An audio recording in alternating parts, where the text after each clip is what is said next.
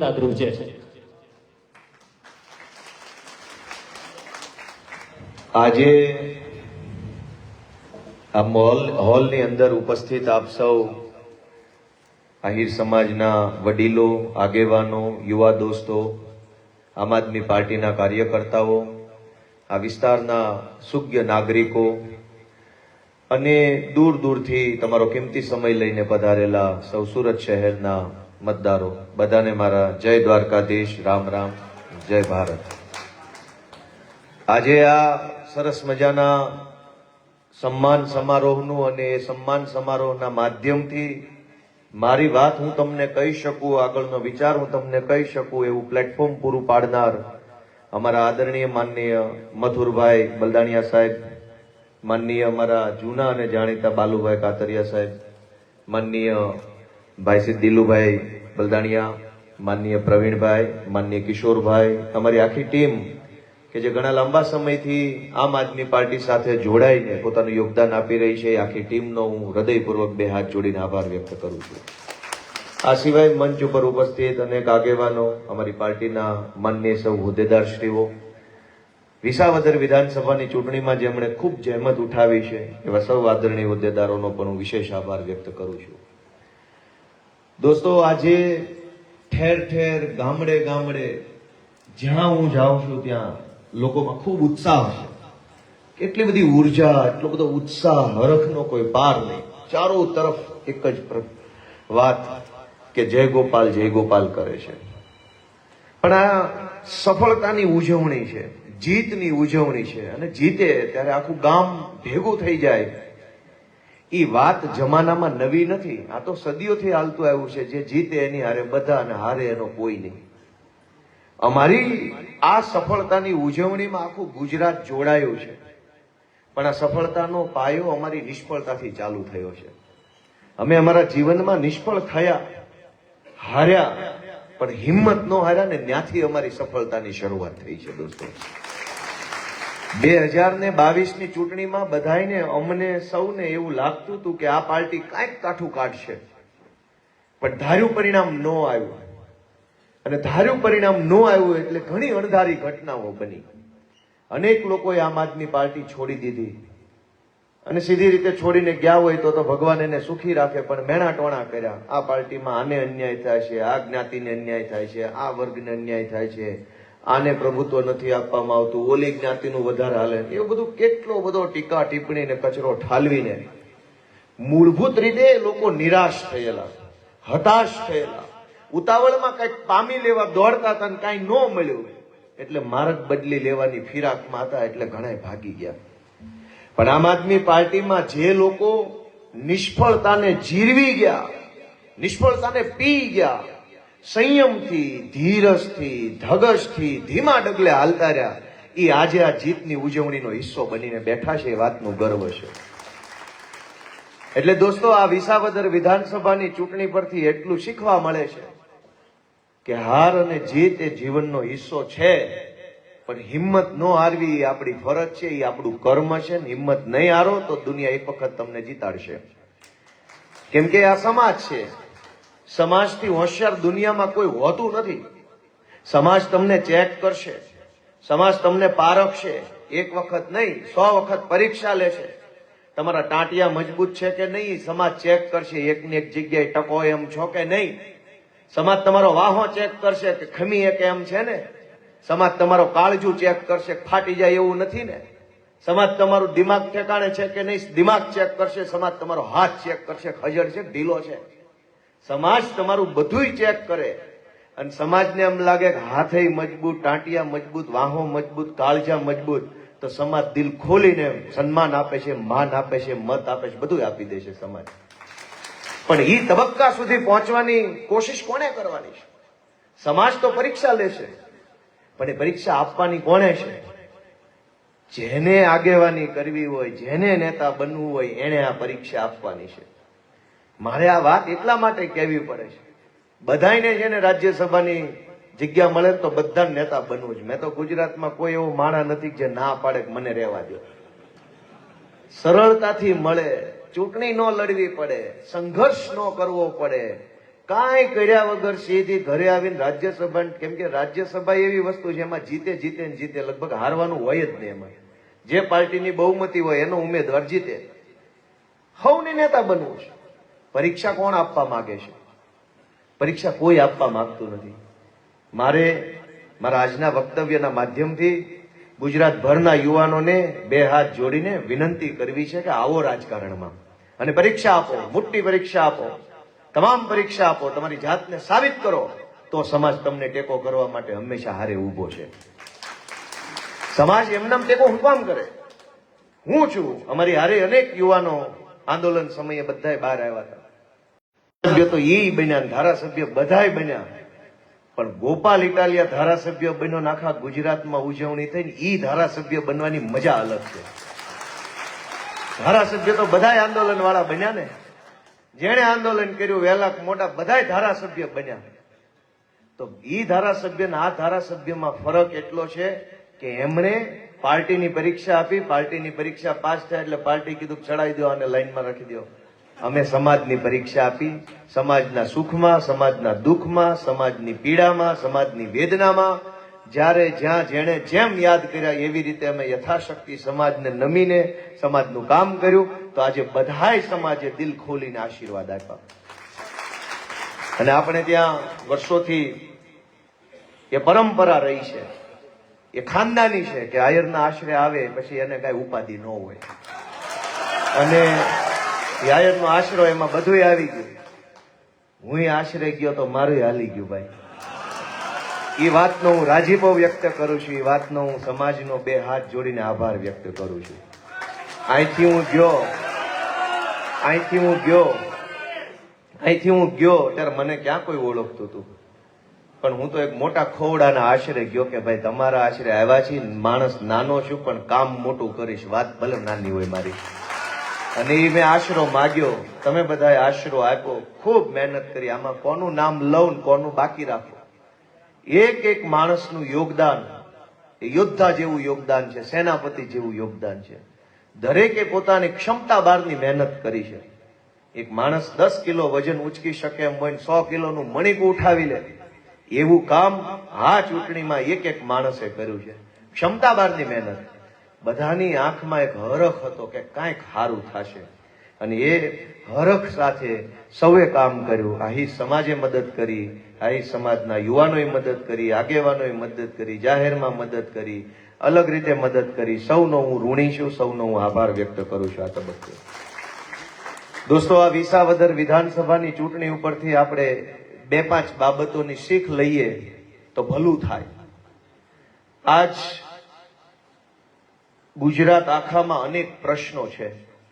આજે હું હમણાં વાલમનગર ગયો તો ખાડીપુર આવ્યું છે, ત્યાં હું લોકોને મળ્યો. ખૂબ મોટી સંખ્યામાં બહેનો બહાર આવી ધારાસભ્યને જોવા માટે, એની વાત સાંભળવા માટે, રજૂઆત કરવા માટે કે ભાઈ અમારે અહીંયા કાયમ દર ચોમાસે આવવું હોય છે. એ કહેવા માટે આવ્યા. એમણે એવું કીધું કે અહીં દર ચોમાસે પાણી ભરાઈ જાય છે.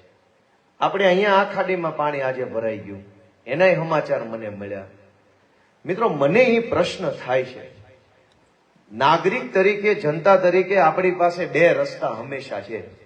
કાં એવી મહેનત કરો કે પરિસ્થિતિ બદલાઈ જાય, અને બધી મહેનત કર્યા પછી પરિસ્થિતિ ન બદલાય તો એવી મહેનત કરો કે સરકાર બદલાઈ જાય. દર ચોમાસે જો પૂર આવતું હોય, દર ચોમાસે પાણી આવતું હોય, છતાંય પરિસ્થિતિ ન બદલાતી હોય તો ક્યારેક તો સરકાર બદલવાની કોશિશ કરો દોસ્તો. દર વર્ષે પાણી આવી જાય, દર વર્ષે ઘરમાં પાણી ભરાઈ જાય, બાળકોના પુસ્તક પલ્લે, કિંમતી સામાન પલ્લે, ઘર પલ્લે, અઠવાડિયું ડિસ્ટર્બ થાય, 2-5 લાખના ખાડામાં માણસો ઉતરી જાય.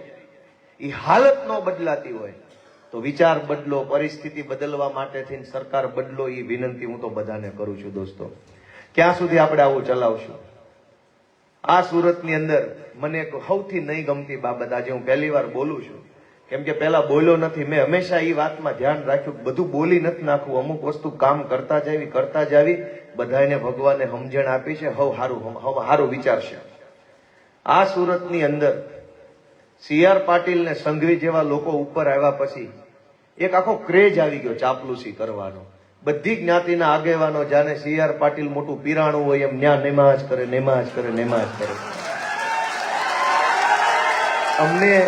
મારી જેવા માણસની વાત એટલી બધી ખટકે કે તમારી કોમના 4 જુવાનિયા કોક સરકારી નોકરી માટે મહેનત કરે છે, કોકે દૂધની ડેરી ખોલી છે ન્યા સંઘર્ષ કરે છે, કોક ઘરનું ઘર લેવા માટે ખૂબ પરસેવો પાડે છે, કોક રાજકારણમાં પોતાની જગ્યા બનાવવા માટે તમારી નાતનો એક જુવાનીઓ બહુ મથે છે.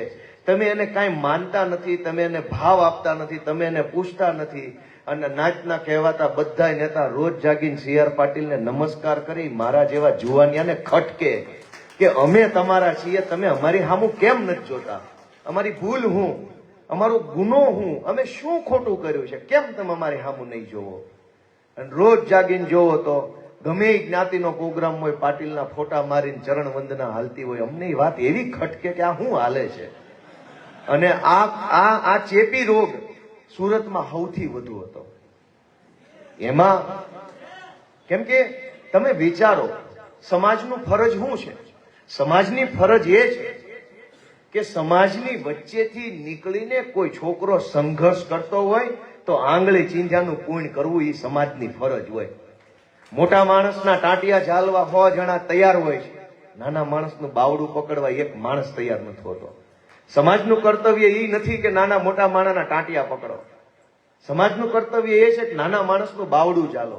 આજે મારું સન્માન કરવા માટે એક ટીમ આવી હતી. મેં એને હાથ જોડીને કીધું કે ગોપાલ ઇટાલિયા જીત્યો તો શાલ ને બુકે ને સ્વાગત ને સન્માન ને ઓહો. ગોપાલ ઇટાલિયાને પોલીસે ધોકા માર્યા તેથી કોઈ મલમનો ડાબલો લઈને ક્યાં નો આવ્યું? અમે કઈ દારૂ વેચતા તો જેલમાં નહોતા ગયા?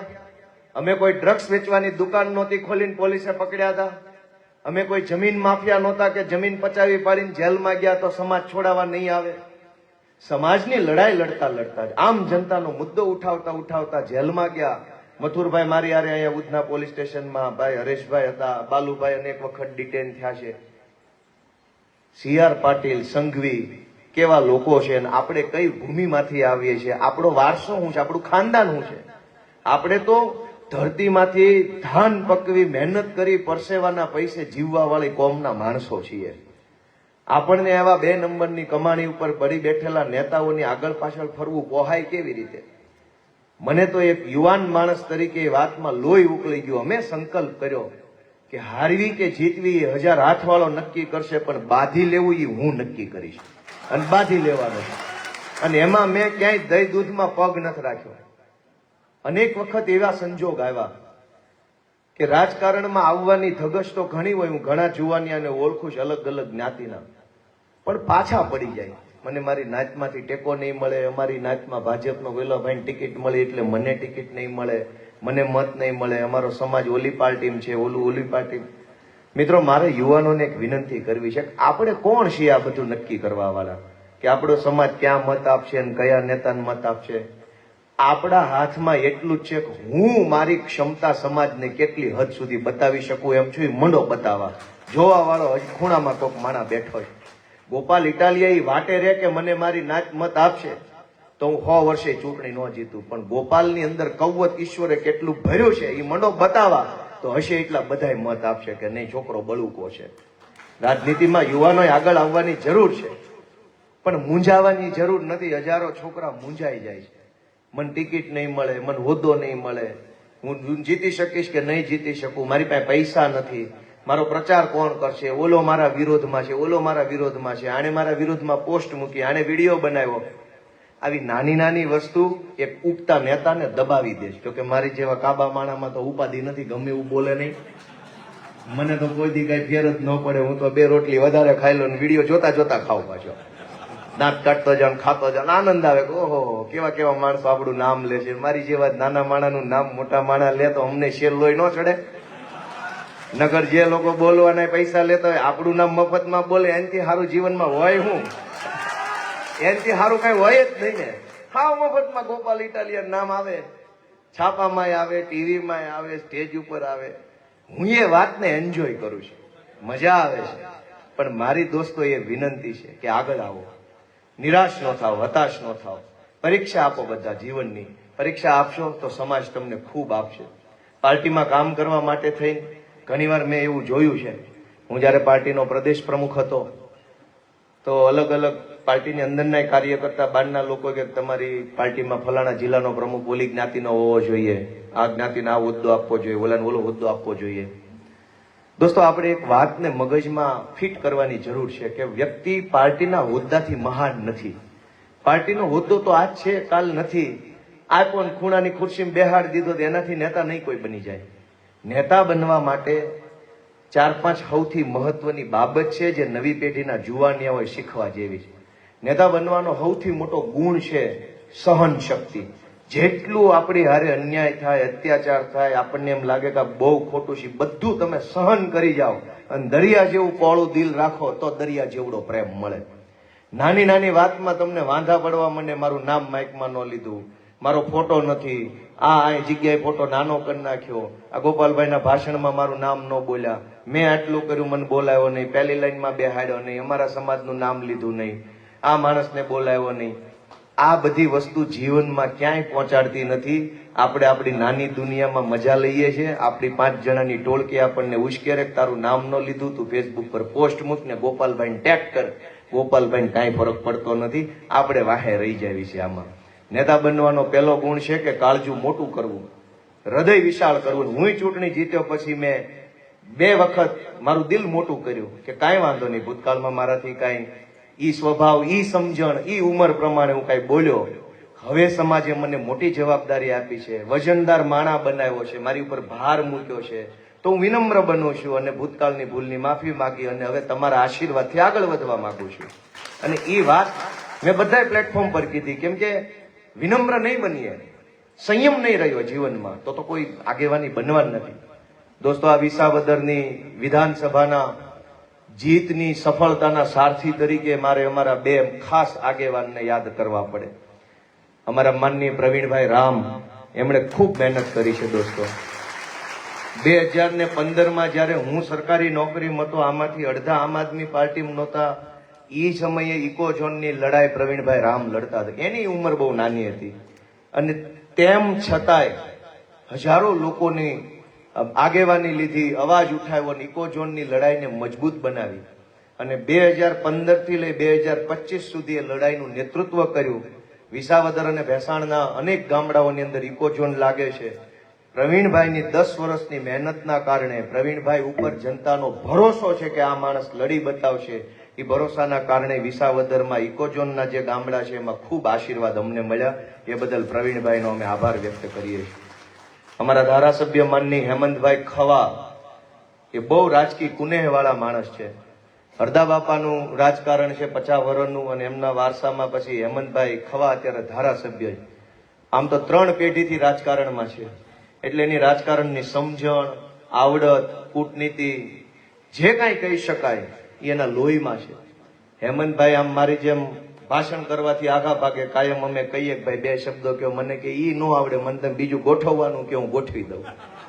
અને આ વખતે હેમંતભાઈએ ગોઠવવાનું બધું કામ હેમંતભાઈએ માથા ઉપર લીધું હતું અને જે કાંઈ ગોઠવું છે એ તમારી નજર સામે આવી ગયું. એવું ગોઠવું, એવું ગોઠવું, ઓલાને ખબર ન પડી ક્યાં કોનું ગોઠવાઈ ગયું.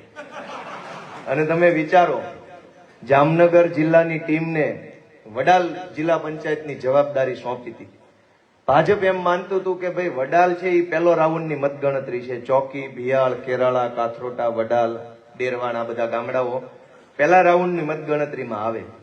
ભાજપને અંદર ખાને સર્વે એવો હતો કે 4,500 જેટલી મતની લીડથી પહેલો રાઉન્ડ ભાજપ જીતશે. જોકે એમાં એની વાત ખોટી નહોતી, વર્ષોથી એવું થતું આવ્યું. પણ એ વડાલ જિલ્લા પંચાયત સીટની જવાબદારી અમારા તુલસીભાઈ લાલૈયા અને હેમંતભાઈ ખવાને સોંપવામાં આવેલી. અને આ વડાલ જિલ્લા પંચાયતનો પહેલો રાઉન્ડ પૂરો થયો તો 945 મતની આમ આદમી પાર્ટી લીડ આવી. એ અમારા માટે આશ્ચર્ય હતું, કેમ કે અમે એમ હતું કે કદાચ નહીં એટલો સપોર્ટ મળે. પણ પહેલા જ રાઉન્ડ થી આમ જો ભાઈ ભૂકા કાઢી નાખ્યા અને પછી ત્યાં કોઈ મતગણતરી કેન્દ્ર ખાલી થઈ ગયું. વયા ગયા બધા સમજીને કે હવે અહીં ઊભું ન રહેવાય, અહીં ડખો થાય. અને એવું કામ માનનીય શ્રી હેમંતભાઈ ખવાએ કર્યું છે. મથુરભાઈ ખૂબ મહેનત કરી છે, દોડ્યા છે, સતત પ્રવાસ કર્યો, આગેવાનોને મળ્યા, સમાજના લોકોને મળ્યા.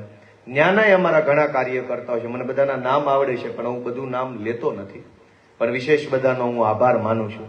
દોસ્તો, આ વિસાવદર વિધાનસભાની ચૂંટણીએ આપણને બે સંદેશ આપ્યા છે. બીજા એક કે આ કોંગ્રેસ વાળા જેટલી વાર ચૂંટણી હારે ને એટલી વાર ઈવીએમ ના રોદણા રોવે, સાજ્યા લેવાનું તૈયાર જ હોય. 5 વર્ષ મહેનત કરવાની નહીં, ચૂંટણીમાં કોઈ મેનેજમેન્ટ કરવાનું નહીં, એની પાસે મુદ્દો ન હોય, માણસ ન હોય, મેનેજમેન્ટ ન હોય, માર્ગદર્શન ન હોય, માર્ગદર્શક ન હોય, કોઈ દેવા વાળો હોય, લેવા વાળા ન હોય, અને એમ નામ નાયા ધોયા વગરના ચૂંટણી લડવા દર ચૂંટણી આવી જાય અને હારી જાય એટલે ઈવીએમ એવા સાજ્યા લે, એવા સાજ્યા લે, છાતી ફાટી જાય એવા સાજ્યા લે. અને એના કારણે અમને બહુ તકલીફ પડી છે. એણે લોકોના મનમાં ઈવીએમ નો ડર ભરાવી દીધો. ગામડે ગામડે લોકો, એક વાત મને, હું 2 મહિના અગાઉ ગયો તો લોકો પૂછતા, ગોપાલભાઈ તમારી હારે તો છે પણ ઓલું મશીન વાળું જરાક જોજો, બહુ બીક લાગે છે. ગામડે ગામડે લોકોના મનમાં બીક પહેરી ગઈ. લોકો ડરતા હતા કે હારું કાંઈક તો ઊંધું નહીં થાય. વિસાવદર વિધાનસભાની ચૂંટણીએ એવું સાબિત કર્યું કે સાચો મુદ્દો લઈને આવો, સાચો માણસ લઈને આવો, સાચી ટીમ લઈને આવો, હરખી રીતે મેનેજમેન્ટ કરો તો આખી સરકારને જનતા હરાવવા તૈયાર બેઠી છે. ઈવીએમ ની કોઈ ચર્ચા જ નથી. નહીં તો રવડી મોટી સરકાર લાગી ગઈ. ઈવીએમ થી ચૂંટણીઓ જીતાતી હોત તો હું કામ 400 જણાને ધાડું ઉતર્યું. પણ દોસ્તો, હું આજે છાતી ઠોકીને કહું, પહેલા મને ખબર હતી કે ઈવીએમ નો કોઈ ગડબડ નથી. તમે કામ ન કરી શકો, તમે પરીક્ષા ન આપી શકો, તમારામાં કઈ દેવત ન હોય, તમારામાં કોઈ કોવત ન હોય તો ગામ થોડું નવરું છે તમારી વાહે ઢવડાય. અમે સાચી ટીમ લઈને ગયા, અમારી ટીમ છે. ઉમેદવાર તરીકે સાચો માણસ પાર્ટીએ મૂક્યો, સાચું મેનેજમેન્ટ કર્યું તો ભાજપના મુખ્યમંત્રી CR પાટીલ, સંઘવી, બધા જ લોકોને જનતાએ પરાસ્ત કરી બતાવ્યા. બીજી બાબત, વિસાવદરની જનતાએ પણ એક સંદેશ આપ્યો છે કે ભાજપને હરાવી શકાય છે. આ સૌથી મોટો સંદેશ વિસાવદરથી આવ્યો છે. આજ ભાજપના લોકો અને આમ જનતામાં કેટલાક લોકો મનથી બહુ થાકી ગયા છે, હતાશ થઈ ગયા છે કે હવે આનું કાંઈ નહીં થાય, હવે આને નહીં હારે, આ બહુ મોટા થઈ ગયા છે, આની પાસે પૈસા છે, ગુંડા છે, પોલીસ છે, દારૂ છે, સત્તાનો ડર છે, બધું જ લોકો મનથી હતાશ થઈ ગયા છે કે હવે આનું કાંઈ નહીં થાય.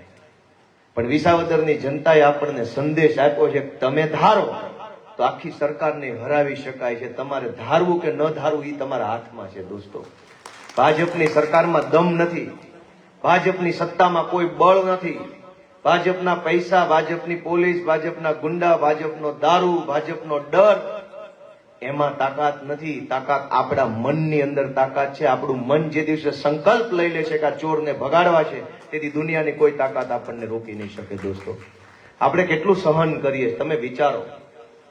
મુદ્દો માત્ર પૂરતો નથી. આજ આપણા છોકરા ભણાવવા માટે આ સુરત જેવા શહેરમાં ગરીબ માણસોએ કેટલી લાચારી કરવી પડે. તમે કલ્પના કરો કે આજ બધી જ્ઞાતિમાં 3 જ્ઞાતિ છે. આપણે એમ કહીએ કે આ X સમાજ છે, આ Y સમાજ છે, પણ એવું નથી. હકીકત અલગ છે. દરેક જ્ઞાતિની અંદર 3 જ્ઞાતિ છે. એક જ્ઞાતિ, એમાં આખી એક જ્ઞાતિનો પહેલો ભાગ ગામડામાં રહેશે, જે ખેતી મજૂરી કરીને જીવન જીવે છે. એની ઈ જ્ઞાતિનો બીજો ભાગ શહેરમાં રહે છે અને મજૂરી કરે છે. એની જ્ઞાતિનો ત્રીજો ભાગ શહેરમાં રહે છે અને સુખી જીવન જીવે છે, રૂપિયા કમાય છે, ખૂબ પૈસા વાળા છે. એક જ્ઞાતિમાં 3 જ્ઞાતિ છે. સરકારને એ વાતની ચિંતા નથી. એક જ્ઞાતિમાં 3 જ્ઞાતિઓ, એમાં જે સૌથી રૂપિયા વાળા હોય અને 2 ખિસ્સામાં ભરી અને જ્ઞાતિને બતાવે છે કે તમારા અમારી હારે છે, તમારા અમારી હારે છે, હવે તમે ટીંગાવો. પણ આપણી જ્ઞાતિમાંથી આપણો એક ભાઈ ગામડામાં રહે છે, મજૂરી કરે છે, કોઈક ઢોર ચારે છે, કોઈક ટ્રેક્ટર હાંકે છે, કોઈક ખેતી કરે છે, કોઈક મજૂરી કરે છે. એની ચિંતા નથી અહીંનો માણસ કરતો, નથી સરકાર કરતી, અને કોઈ એની ચિંતા નથી કરતું. કેટલાક આપણા જ ભાઈઓ છે જે ગામડેથી ખેતીમાંથી થાકીને, કંટાળીને, હતાશ થઈને શહેરમાં આવ્યા છે. અહીં એની પાસે મોટો ધંધો, રોજગાર, રૂપિયા નથી, પણ અહીંયા મજૂરી કરે છે, અહીંયા વેઠ ઉતારે છે. એનું કોઈ છે નહીં. દોસ્તો, દરેક જ્ઞાતિને પોતાની જ્ઞાતિના રૂપિયા વાળા હામ આમ ટેબલ ઉપર શોકેસની જેમ ભાજપે મૂક્યા છે. એને જોતા રહેવાનું, મત આપતા રહેવાના. ભાજપનું હાલે, શોકેસનું હાલે ને ગામ એમના લોલમ લોલ હાલે છે. આ પરિસ્થિતિ બદલવાની જવાબદારી કોની છે મિત્રો? આપણે ગામડું મૂકીને શહેરમાં આવ્યા, હારી હરાઈ અહીં કોઈ નથી આવ્યું, બધા લાચારીમાં આવ્યા. બાપ દાદાનું ગામ, બાપ દાદાની સીમ, આપણા ઉર્ધન દાદા, આપણા માતાજી, આપણી કેટલી યાદો ગામડામાં પડી છે. એ બધું મૂકી કચવાતા મને લાચારીથી આપણે અહીં શહેરમાં આવ્યા છીએ રોટલો રળવા, અને અહીંયા આવ્યા પછી આપણી શું હાલત છે? ક્યારેક સોસાયટીમાં પાણી ભરાઈ જાય છે, ગુજરાતના મોટા શહેરોમાં બેફામ ડ્રગ્સ વેચાય છે, આપણા છોકરા ડ્રગ્સના રવાડે ચડે છે, સરકારમાં કોઈ બોલવા તૈયાર નથી કે આ ખોટું થાય છે, તમે અમારા જુવાનિયા ન બગાડો. ચૂંટણીઓમાં ભાજપ વાળા દારૂ પાય છે, જુવાનિયા બગાડે છે, કોઈ બોલવા વાળું નથી કે તમે અમારા જુવાનિયાને બરબાદ ન કરો બાપા. શાળાની અંદર માસ્તરોના ઠેકાણા નથી, ક્લાસરૂમના ઠેકાણા નથી, કોઈ સુવિધા નથી. પ્રાઇવેટ શાળાઓની અંદર માંડ માંડ કોક માણસ છોકરું ભણાવે તો શાળા છે ઈ પઠાણી ઉઘરાણી કરે. અનેક એવા કિસ્સા સુરતમાં સામે આવ્યા, છોકરાને બહાર કાઢી મૂકે, ટોયલેટમાં પૂરી દે, ક્લાસરૂમમાં બેસવા ન દે. તમે વિચારો કે આઝાદીના 75 વર્ષ પછી જો અવડો મોટો મહાન ભારત દેશ, ભારતમાં જન્મેલા એક બાળકને ભણાવી ન શકે તો ધૂળ પડી લોકશાહીમાં. ભાઈ નથી કાંઈ આવું લોકશાહી બોકશાહી જેવું દેશમાં. અવડો મોટો દેશ આપણા એક દીકરાને કે દીકરીને ભણાવી નહીં કે એક દીકરા કે દીકરીએ ભણવા માટે લાચારી કરવી પડશે આ દેશમાં. આ દેશ પાસે નથી એવી ક્ષમતા, આ દેશની જનતામાં નથી એવું બળ કે આપણે આપણા બાળકોને ભણાવી શકીએ. દોસ્તો, આપણે વિચાર ક્યારેક કરવો પડશે કે કઈ દિશામાં ગુજરાતને આ લોકો લઈ ગયા છે. અહીં બલિદાનનો વારસો છે, અહીં માથા આપી દીધાનો વારસો છે, વીર દેવાય તાપા બોદરે દીકરાના દાન દઈ દીધાના દાખલા આ ગુજરાતમાં છે. અહીં શું દાખલા નથી? અહીં દાતારીના દાખલા છે, વીરતાના દાખલા છે, બલિદાનના દાખલા છે. અને ઈ ગુજરાતમાં બુટલેગરોના હાથમાં સરકાર આવી જાય એવો દાખલો બેહે, અને ઈ બુટલેગરોની સરકાર બનાવવામાં આપણા બધાનો ફાળો હોય તો આપણે તે કંઈક વિચારવાનો પ્રશ્ન તો ખરો. સુરતમાં બેફામ ડ્રગ્સ વેચાય છે દોસ્તો, ચિંતા કોણ કરશે એની? સમાજના રૂપિયાવાળા લોકો તો CR પાટીલના ગુલામ બની ગયા છે. પણ નાનો માણસ કે આજે હું અનેક છોકરાને ઓળખું છું, કોક MR છે, કોક મેડિકલ લાઈનમાં ભણે છે, કોક સરકારી નોકરીની તૈયારી કરે છે, એનાય મોટા સપના છે, એની સામું કોઈનું ધ્યાન નથી. દોસ્તો, વડીલો, યુવાનો, અમારી વિનંતી છે કે તમે અમને આશીર્વાદ આપો. અમે નવી પેઢીના જુવાનિયા છીએ, અમે કંઈક કરવા માંગીએ છીએ, અમારી પાસે સપનું છે, એ સપનું પૂરું કરવાની હિંમત છે, નિષ્ઠા છે. અમે અમારી જગ્યાએ ટકી રહ્યા, અમારા ટાંટિયા મજબૂત છે, અમે ફેરફાર કરવા વાળા માણસો નથી. રાજનીતિમાં બધાય વંડિયું ઠેકી ગયા. આ ગોપાલ ઇટાલિયો એક એવો પહેલો માણસ છે જે પાટીલથી બીતો નથી દોસ્તો. એને આખા ગુજરાતને બીવડાવ્યું. નવી સાહેબ જુનાગઢમાં કિરીટ પટેલ ને સુરતમાં CR પાટીલ, બે માસિયાઈ ભાઈ જેવું કામ છે. પણ હું પહેલો માણસ છું જે બેમાંથી એકથી બીતો નથી. હવે તો હું તમારી પાસે આશા રાખું ને કે હવે તો અમને આશીર્વાદ આપો. હવે તો અમારો શું વાંક છે? હવે તો અમારો હક છે ને તમારી પાસે માગવાનો કે આપો, અમને આશીર્વાદ આપો, સપોર્ટ આપો, ચાર હારા જુવાની આપો, અમારી પાર્ટીમાં મોકલો. એનું ઘડતર થશે, શિક્ષણ થશે, બોલતા શીખશે, અવાજ ઉઠાવતા શીખશે, લડતા શીખશે, રાજનીતિ કરતા શીખશે, પાર્ટીનું કામ શીખશે, અને આવનારા દિવસોમાં સમાજને ખારો નેતા મળશે. દોસ્તો, હું આપ સૌનો આભાર માનતા મારી વાત પૂરી કરતા પહેલા લાગણી વ્યક્ત કરું છું કે વિચારવાનું ચાલુ કરો. વિચારવાનું ચાલુ આજથી કરશો તો પરિણામ એનું 2 વર્ષે, 5 વર્ષે, 7 વર્ષે આવશે. અમે બધાય અમારી ઉંમર જોવો, અમારા પહેરવેશ, લુગડા બધા જોવો, આવા બધા સીધા સાદા સિમ્પલ ઘરના માણસો. અમે કોઈ નેતા નથી. ધારાસભ્ય બનાવ્યો હોય, હજુ મને એવું લાગતું નથી કે ધારાસભ્ય એટલે આમ હું બની ગયો, આમ ઉભું રહેવાનું કે આમ ઉભું રહેવાનું, ખબર જ નથી પડતી કાંઈ. લોકો મન જોવે છે એને આશ્ચર્ય થાય છે, એટલે આ તો હાવ સિમ્પલ માણસ. એટલે મને એમ થાય નકર હોવો કેવો જોઈએ. હું એટલે ગામડે જાઉં લોકો ડોળા કાઢીને જોવે છે મારી આમ આમ. એટલે એને તો ધારાસભ્યને કેવોય જોયો હશે વર્ષોથી, આમ મોટી તોપ હશે, ખૂંખાર આમ અજરબમ ઉભું રહેવાનું, એની અડખે પડખે 10 જણા ટાઈટ ઉભા હોય ને આઘારે જો એવા જોયા છે. એની વચ્ચે હું હવે આ ચપલા પહેરીને ગમેના ગારામ થઈને બેહી જાઉં એટલે મારી હામું આમ જો લે હાલે લે. એને એટલી જ વસ્તુમાં આશ્ચર્ય થાય છે કે આ કેમ બેહી ગયો. મને એમ થાય છે કે તો મારે ક્યાં બેહવાનું હતું. મને તેમાં નવાઈ નથી લાગતી. આપણે તો ધૂળ ઢેફાના માણસ છીએ. આપણા માવતરે આપણને જમીનના સંસ્કારો આપ્યા છે. ભોં ઉપર પગ રહેવા જોઈએ, ભોં ઉપર માણા રહેવો જોઈએ. ભોં મૂકી જ મરી જવાના છે. આપણે ભોંના માણસ છીએ. આપણને ભોંએ પેદા કર્યા. આપણા બધાનો વારસો કુળ શું છે? આપણું કુળ ભોં છે. ભોંમાંથી આપણે ઉગી નીકળીએ. ભોં ઉપર આપણા પગ છે, ભોંથી આપણો વિચાર છે, અને આપણે એવા ને એવા રહીએ. અમે એવા માણસ છીએ. અને એટલે હું આશા રાખું છું કે જે હવામાં ઉડે છે ને ઉપરથી વળાઈ દો, અને ભોં વાળાને છે ને જાળવી દો. બધાનો હું હૃદયપૂર્વક ખૂબ ખૂબ આભાર વ્યક્ત કરું છું. આ તબક્કે મારાથી કોઈનું નામ લેવામાં કે કોઈની નોંધ લેવાનું ચૂકાઈ ગયો, કેમ કે હવે પછીથી કાયમી ચિંતાનો વિષય છે. આ 3-4 કાર્યક્રમ કર્યા ને જેવો કાર્યક્રમ પૂરો થાય ને મને કોઈ ખૂણામ લઈ જાય છે, કેમ આનું નામ ન બોલ્યો, નાનું બાગ. હમણાં 3 દી થામ જ હાલે. અને મેં કીધું ભાઈ મને નવો બન્યો શું છે, થોડોક રહેવા દેજો. આ નામની ડખાડુખીમાં કઈક બોચી કાપી લેતા નહીં, કેમ કે લાગણી છે બધાની, આ પ્રેમ છે બધાનો. પણ જયારે માઇક ઉપર બોલતા હોય ત્યારે જેનું મોઢું દેખાય ને એનું નામ યાદ આવે, કેમ કે આપણા મનમાં કેટલું હાલતું હોય, હું આ બોલીશ, એમાં કઈક રહી જાય એટલે ઈ માણસ ખૂણામ લઈ જાય અને વોટ્સએપ ગ્રુપમાં જ પેલા લેફ્ટ થઈ જાય, નારાજગી વ્યક્ત કરવા. નહીં હાલે પાર્ટીમાં, મારું કામ જ નથી કઈ, અમારી અહીં કઈ નોંધ જ ન હોય, અમારે રહીને કામ જ શું છે. એટલે ભાઈ અમારી આખું ભાષણ જ એની ઉપર હતું, સહન કરતા શીખવો. ત્યાં ભાષણ પૂરું કરીને વોટ્સએપ કર્યું, નીકળી ગયો. હવે આમાં કરવાનું એટલે સંઘર્ષની એક અલગ મજા છે. આ બધું શીખવું, આ બધું જીરવી જવું, હસતા મોઢે આ વાતને સહન કરી જાવી અને છતાંય સમાજનું દાંત કાઢતા કામ કરવું ને, એ બહુ મોટી કળા છે દોસ્તો. અને એ કળાને તમે આશીર્વાદ આપજો જો તમને દેખાતી હોય તો. હું સમસ્ત આહિર સમાજનો ખૂબ ખૂબ ઋણી છું, સૌનો ખૂબ ખૂબ આભારી છું. તમારી પાસેથી આશા રાખું છું કે અમારી આખી પાર્ટીને, અમારી આખી ટીમને તમારા આશીર્વાદ મળે. જ્યાં ચૂંટણી હોય કે ચૂંટણી ન હોય, તમને અમારી જરૂર પડે તો અમને યાદ કરજો. તમારું માર્ગદર્શન હોય તો મથુરભાઈના માધ્યમથી કે અમારા કિશોરભાઈ કે અમારા બાલુભાઈના માધ્યમથી માર્ગદર્શન મારા સુધી પહોંચાડજો. તમે બધાએ જે સપોર્ટ આપ્યો એ બદલ આભાર. જય દ્વારકાધીશ.